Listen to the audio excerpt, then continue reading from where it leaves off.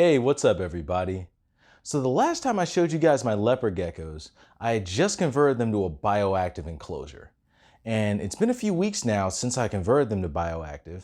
And what I wanted to show you guys is how they've been acting ever since I put them in this new environment, and show you some changes that I've made to their current enclosure after I made the switch. I made a couple small adjustments. Also, watch this video to the end. I got something really cool that I put together for you guys that I think you'll enjoy.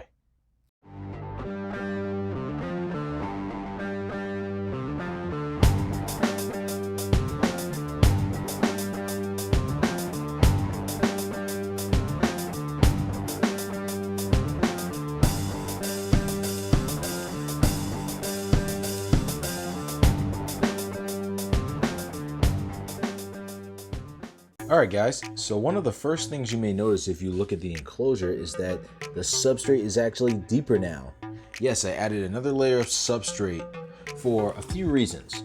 Number one reason is because when I was looking at my plants in the enclosures, the root ball was just too close to the surface. One of my little geckos would just be checking out the enclosure, checking out the plants, literally just barely step anywhere near the plant, and the next thing you know, the roots are sticking out. So I was like, you know what? I need to add some more substrate, and it needs to be deep enough for these plants to actually root themselves in once they actually take off. They haven't really taken off yet. It's still only been like a week or two. It's gonna take a while for them to grow, of course, but at the same time, I just want to make sure the roots are nice and protected. Even though this is technically an arid environment, the cleanup crew needs moisture to survive, correct? Well, the thing is, with the lights up top and then the added heat in the enclosure, and of course with this being a screen top, the substrate was literally just drying up too quickly, even in between misting. And the thing is, without having those nice moist microclimates in the substrate, the cleanup crew don't have a chance to survive and actually have enough moisture to stay alive. So what I decided to do was add another layer of substrate that contained, well, not really a lot, about a 50-50 mix of topsoil and cocoa fiber. Add that to the top, and before I did that, I sprinkled down a little bit more sphagnum moss. And what I'm noticing is when I dig down a little bit more now, I'm finding more moisture. So this is actually going to help them survive a little bit more. Also, a friend of mine from the Discord named Medusa actually gave me a great idea on how I can provide these guys moisture in an arid environment. So what I can actually do is take some iceberg lettuce and just put it underneath these stones here. The reason being is because as it breaks down underneath the stones, it'll actually release moisture for my springtails and isopods to survive on. So thank you, Medusa, for that tip. So completely forgot the name of this plant. Oh man, it begins with a P or something like that.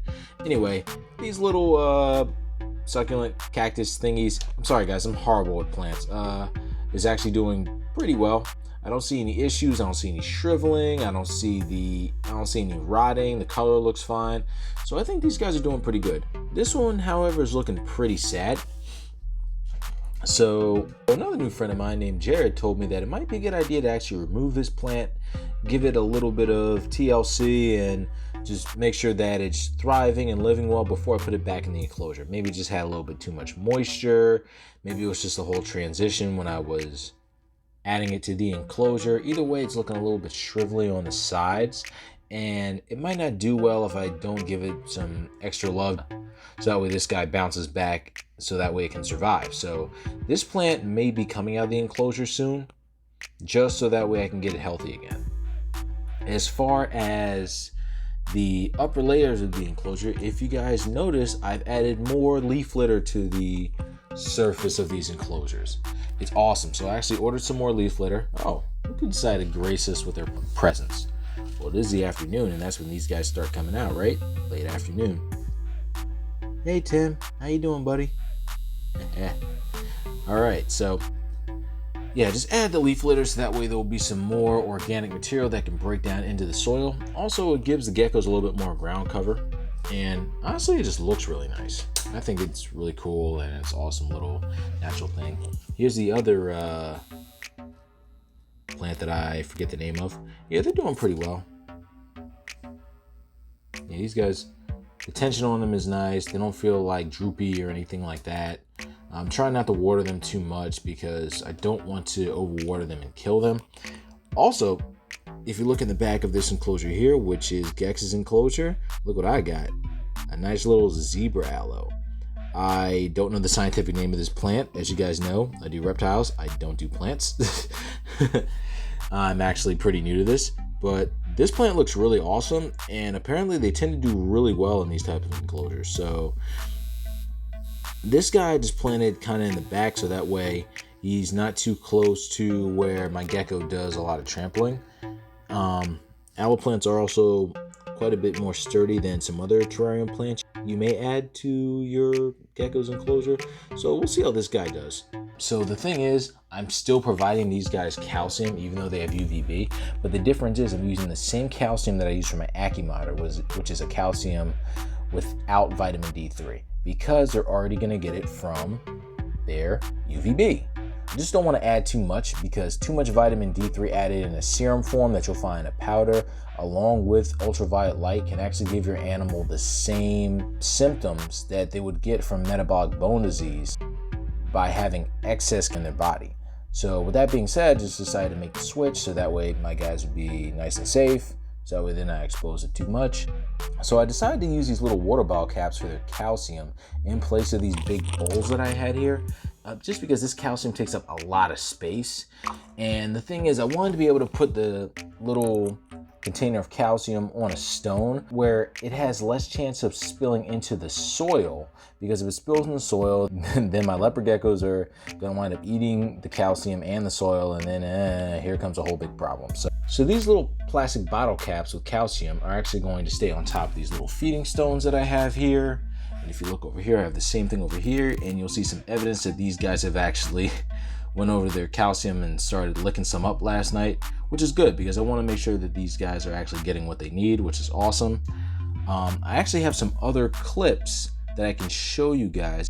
And if you guys have been following the Instagram, which is scales_13, you'll get some pictures of Tim here where he was actually sticking his tail out from his hide during the middle of the day so that way he could absorb some UVB. And that was really cool to see because I never really got a chance to witness that before, because of course the past 7 years I actually wasn't giving my leopard geckos UVB. They were getting their vitamin D3 from the calcium that I was providing for them. But now that I actually gave them UVB and I'm actually seeing how they expose themselves to UVB different than other animals that come out during the day, like, you know, basically how a crepuscular animal would get its UVB versus a diurnal animal that would literally come out and bask. This is actually pretty cool to see. So they'll just stick one of their legs out or a tail or whatever and just absorb some of the nice rays that way, which is pretty cool. Hopefully before this video is up, I'll get some cool clips in of my leopard geckos doing this, that way you guys can see. This guy Tim, for some reason, whenever he goes over to his warm hide over here where his ceramic heat emitter is, this little guy likes to dig right in front of where the water bowl is, and he keeps getting dirt in his water. Now granted, a lot of these guys, when they do find water in the wild after it's rained, they'll just drink out of muddy puddles and stuff like that. But at the same time, I want to keep my water clean. So I've just been cleaning this all the time, and I'm gonna clean it today after I'm done with this video. But that's just one little hassle that I've had. Other than that, these guys have been doing just fine. They've been nice and active. They haven't been stressing out too much. They've been going in all of their hides, and they've been doing pretty well. So Tim's got a little bit of muddy water, but that's no big deal. So Gex's water has been staying cleaner, although I do see a little bit of dirt in his too. So I'm gonna have to keep up with the cleaning with that, but not too bad. So let's go over the lighting. So I basically just want to explain to you guys how I have my lighting set up and what time I have my lights on, just so that way the plants get all the light that they require and that the leopard geckos get all the UVB that they require. Wake up in the morning, the first thing I do is turn on the UVB lights. So the UVB lights pretty much stay on all day from morning till late afternoon. So these guys are on for a period of about 12 hours. Now, the plant light is a little different. So since the plant light's only for the plants, what I decided to do is when I wake up in the morning and get ready to go to work, I'll turn on the UVB first for the first hour that I'm up. Then after that, I'll turn on the plant light as I get ready to leave. When I come home, like I am right now, I turn off the plant light, which I am getting ready to do, just in an effort to make things a little bit more similar to how things would be in nature. And the reason I do that is because with a day and night cycle, what I'm trying to get these animals used to is the idea of a little bit of light being in the morning, just like it is in dawn, and then full sun in the middle of the day. And then as the sun starts to go down, it starts to become a little bit darker, and you'll get that afternoon sun. So that's basically what I'm trying to do here. So the middle of the day, this light will be on for the plants, but in the evening and the morning, that's when the UVB will be on by itself. So that way the leopard geckos can start doing their thing, and just so that way they can get something similar to the night cycle that these guys would have in the wild. Now granted, it's not perfect. I would love some type of lighting system where the light will actually change on its own. Maybe I might hook up my lights to some type of timer in the future, or maybe even some type of dimmer, just so that way these lights can actually dim down and then brighten up as time goes on. But for now, this is just what I'm doing in an effort to try to simulate what's going on outside. Alright guys, so that's enough of this late afternoon stuff. Now let's get some video of what these guys are acting like at nighttime when all the lights go out.